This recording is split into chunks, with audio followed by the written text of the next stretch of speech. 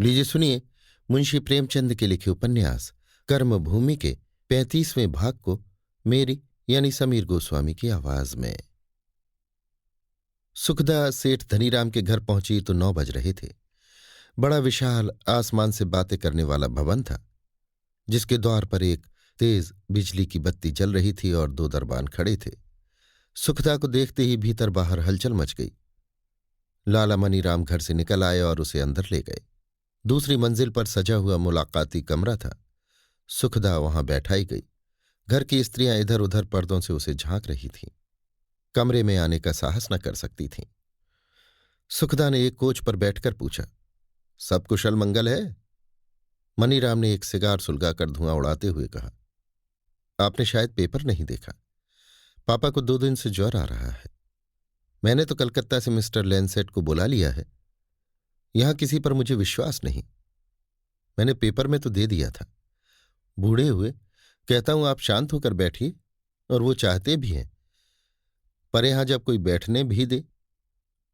Governor Prayag आए थे। उनके यहां से खास उनके प्राइवेट सेक्रेटरी का निमंत्रण आ पहुंचा। लाजिम हो गया। इस शहर में और किसी के नाम निमंत्रण नहीं आया। इतने बड़े सम्मान को कैसे ठुकरा दिया जाता? वहीं सर्दी खा गए। सम्मान ही तो आदमी की जिंदगी में एक चीज है। यों तो अपना अपना पेट सभी पालते हैं। अब ये समझिए कि सुबह से शाम तक शहर के रईसों का तांता लगा रहता है।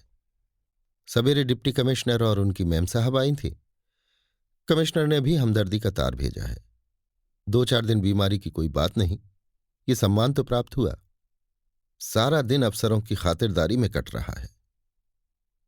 नौकर पान इलायची की तश्तरी रख गया। मनीराम ने सुखदा के सामने तश्तरी रख दी। फिर बोले, मेरे घर में ऐसी औरत की जरूरत थी जो सोसाइटी का आचार व्यवहार जानती हो और लेडियों का स्वागत सत्कार कर सके। इस शादी से तो वो बात पूरी हुई नहीं। मुझे मजबूर होकर दूसरा विवाह करना पड़ेगा।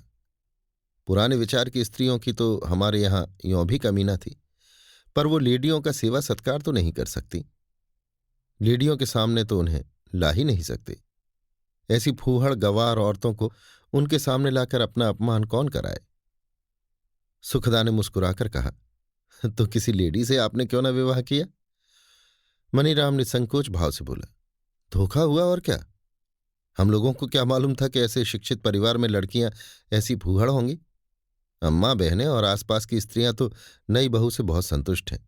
वो व्रत रखती है, पूजा करती है, सिंदूर का टीका लगाती है। लेकिन मुझे तो संसार में कुछ काम कुछ नाम करना है। मुझे पूजा पाठ वाली औरतों की जरूरत नहीं। पर अब तो विवाह हो ही गया, ये तो टूट नहीं सकता। मजबूर होकर दूसरा विवाह करना पड़ेगा। अब यहां 2-4 लेडियां रोज ही आया चाहे, उनका सत्कार न किया जाए तो काम नहीं चलता। सब समझती होंगी ये लोग कितने मूर्ख हैं।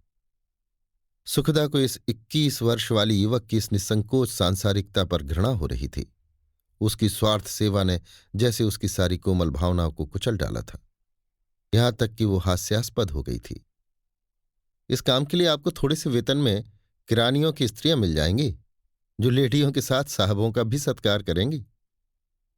आप इन व्यापार संबंधी समस्याओं को नहीं समझ सकती। बड़े बड़े मिलों के एजेंट आते हैं। अगर मेरी स्त्री उनसे बातचीत कर सकती तो कुछ ना कुछ कमीशन रेट बढ़ जाता। ये काम तो कुछ औरत ही कर सकती है। मैं तो कभी ना करूं, चाहे सारा कारोबार जहन्नुम में मिल जाए। विवाह का अर्थ जहां तक मैं समझता हूं वो यही है कि स्त्री पुरुष की सहगामनी है। अंग्रेजों के यहां बराबर स्त्रियां सहयोग देती हैं। आप सहगामनी का अर्थ नहीं समझते। मनीराम मुंह पर था। उसके मुसाहिब इसे साफगोई कहते थे। उसका विनोद भी गाली से शुरू होता था, और गाली तो गाली थी ही। बोला, कम से कम आपको इस विषय में मुझे उपदेश देने का अधिकार नहीं। आपने इस शब्द का अर्थ समझा होता तो इस वक्त आप अपने पति से अलग न होती और न वो गली कूचों की हवा खाते होते। सुखदा का मुखमंडल लज्जा और क्रोध से आरक्त हो उठा। उसने कुर्सी से उठकर कठोर स्वर में कहा, मेरे विषय में आपको टीका करने का कोई अधिकार नहीं है लाला मनीराम। जरा भी अधिकार नहीं है। आप अंग्रेजी सभ्यता के बड़े भक्त बनते हैं। क्या आप समझते हैं कि अंग्रेजी पहनावा और सिगार ही उस सभ्यता के मुख्य अंग है? उसका प्रधान अंग है महिलाओं का आदर और सम्मान।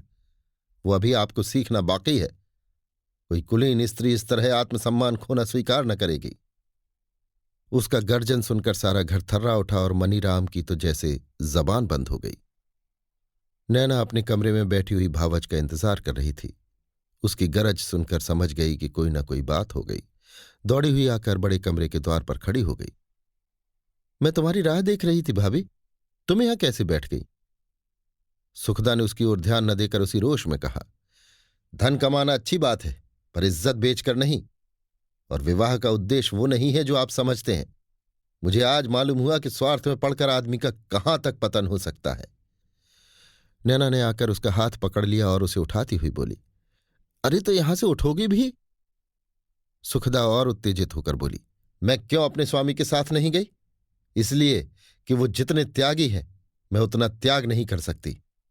आपको अपना व्यवसाय और धन अपनी पत्नी के आत्मसम्मान से प्यारा है। उन्होंने दोनों ही को लात मार दी। आपने गली कूचों की जो बात कही, इसका अगर वही अर्थ है जो मैं समझती हूं तो वो मिथ्या कलंक है। आप अपने रुपए कमाते जाइए। आपका उस महान आत्मा पर छींटे उड़ाना छोटे मुंह बड़ी बात है। सुखदा लोहार की एक को सोनार की 100 से बराबर करने की असफल चेष्टा कर रही थी।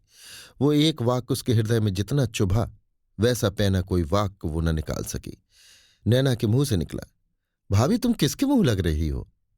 मनीराम क्रोध से मुट्ठी बांधकर बोला, मैं अपने ही घर में अपना यह अपमान नहीं सह सकता। नैना ने भावच के सामने हाथ जोड़कर कहा, भाभी मुझ पर दया करो, ईश्वर के लिए यहां से चलो। सुखदा ने पूछा, कहाँ है सेठ जी? जरा मुझे उनसे दो दो बातें करनी हैं। मनीराम ने कहा, आप इस वक्त उनसे नहीं मिल सकती। उनकी तबीयत अच्छी नहीं है और ऐसी बातें सुनना वो पसंद न करेंगे। अच्छी बात है, ना जाऊंगी। नैना देवी, कुछ मालूम है तुम्हें? तुम्हारी एक अंग्रेजी सौत आने वाली है बहुत जल्द। अच्छा ही है, घर में आदमियों का आना किसे बुरा लगता है? एक दो जितनी चाहे आए, मेरा क्या बिगड़ता है? मनीराम इस परिहास पर आपे से बाहर हो गया। सुखदा नैना के साथ चली तो सामने आकर बोला, आप मेरे घर में नहीं जा सकती।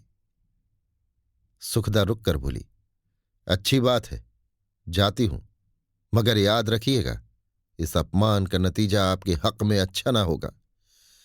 नैना पैर पड़ती रही, पर सुखदा झल्लाई हुई बाहर निकल गई।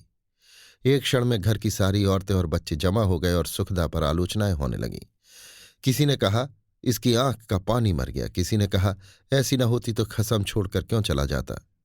नैना सिर झुकाए सुनती रही। उसकी आत्मा उसे धिक्कार रही थी।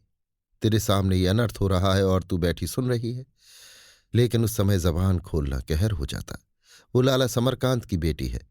इस अपराध को उसकी निष्कपट सेवा भी न मिटा सकी थी। वाल्मीकि रामायण की कथा के अवसर पर समरकांत ने लाला धनीराम का मस्तक नीचा करके इस वैमनस्य का बीज बोया था। उसके पहले दोनों सेठों में मित्र भाव था। उस दिन से द्वेष उत्पन्न हुआ। समरकांत का मस्तक नीचा करने ही के लिए धनीराम ने ये विवाह स्वीकार किया। विवाह के बाद उनकी द्वेष ज्वाला ठंडी हो गई थी। मनीराम ने मेज पर पैर रखकर इस भाव से कहा, मानो सुखदा को कुछ नहीं समझता। मैं इस औरत को क्या जवाब देता? कोई मर्द होता तो उसे बताता। लाला समरकांत ने जुआ खेलकर धन कमाया है, उसी पाप का फल भोग रहे हैं। ये मुझसे बातें करने चली है। इनकी माता है, उन्हें उस शोहदे शांति कुमार ने बेवकूफ बनाकर सारी जायदाद लिखा ली। अब टके टके को मोहताज हो रही हैं। समरकांत का भी यही हाल होने वाला है। और ये देवी देश का उपकार करने चली हैं। अपना पुरुष तो मारा मारा फिरता है और आप देश का उद्धार कर रही हैं। अछूतों को मंदिर क्या खुलवा दिया, अब किसी को कुछ समझती ही नहीं। अब म्यूनिसिपैलिटी से जमीन के लिए लड़ रही हैं। ऐसा गच्चा खाएंगी कि याद करेंगी। मैंने इस 2 साल में जितना कारोबार बढ़ाया है, लाला समरकांत 7 जन्म में नहीं बढ़ा सकते। मनीराम का सारे घर में आधिपत्य था।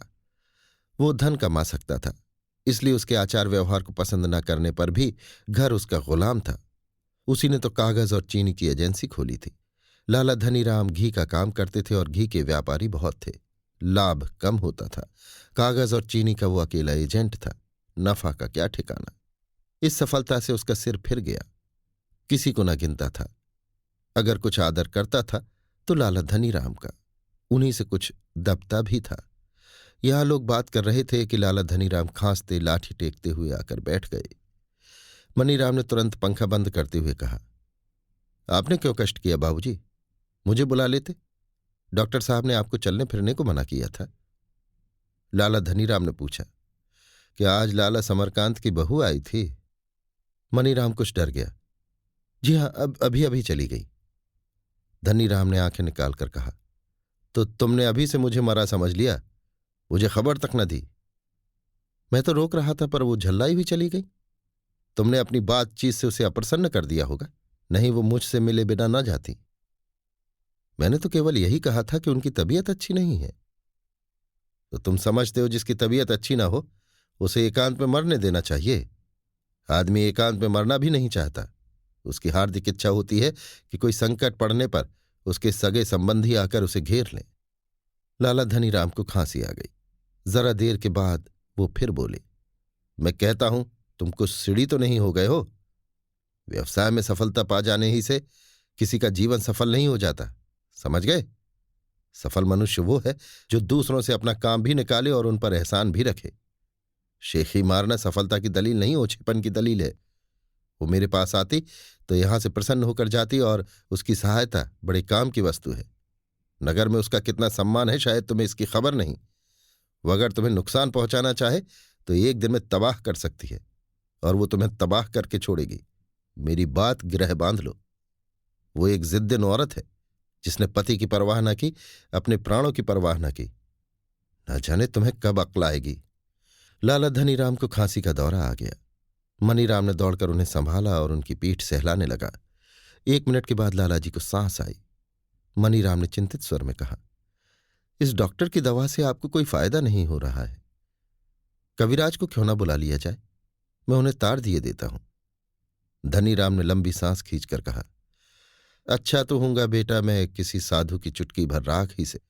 हां, ये तमाशा चाहे कर लो और ये तमाशा बुरा नहीं रहा। थोड़े से रुपए ऐसे तमाशों में खर्च कर देने का मैं विरोध नहीं करता, लेकिन इस वक्त के लिए इतना बहुत है। कल डॉक्टर साहब से कह दूंगा मुझे बहुत फायदा है, आप तशरीफ ले जाएं। मनीराम ने डरते डरते पूछा, कहिए तो मैं सुखदा देवी के पास जाऊं? धनीराम ने गर्व से कहा, नहीं, मैं तुम्हारा अपमान करना नहीं चाहता। जरा मुझे देखना है कि उसकी आत्मा कितनी उदार है। मैंने कितनी ही बार हानियां उठाई पर किसी के सामने नीचा नहीं बना। समरकांत को मैंने देखा, वो लाख बुरा हो पर दिल का साफ है, दया और धर्म को कभी नहीं छोड़ता। अब उसकी बहू की परीक्षा लेनी है। ये कहकर उन्होंने लकड़ी उठाई और धीरे धीरे अपने कमरे की तरफ चले। मनीराम उन्हें दोनों हाथों से संभाले हुए था। अभी आप सुन रहे थे मुंशी प्रेमचंद के लिखे उपन्यास कर्मभूमि के 35वें भाग को मेरी यानी समीर गोस्वामी की आवाज में।